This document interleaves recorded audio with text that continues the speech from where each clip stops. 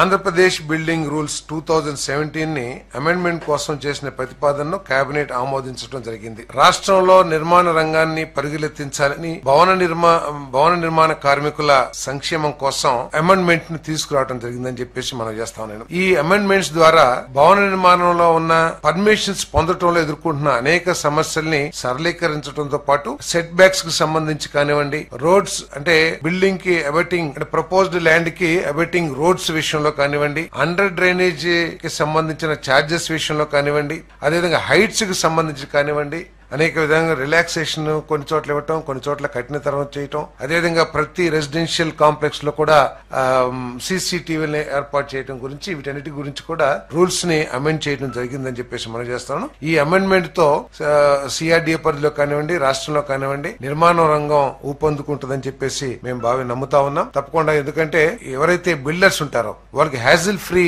విధానాన్ని ఇవ్వాలి, ప్రభుత్వానికి నష్టం రాకోకుండా, ప్రజలకి ఇబ్బందులు లేకోకుండా ఈ నిర్మాణ రంగాన్ని అభివృద్ధి చేయాలి. దీని మీద అనేక లక్షల మంది ఆధారపడి ఉన్న విషయాన్ని దృష్టిలో పెట్టుకుని ఈ అమెండ్మెంట్స్ ఇవ్వడం జరిగిందని చెప్పేసి నేను మనవి చేస్తాను. అదేవిధంగా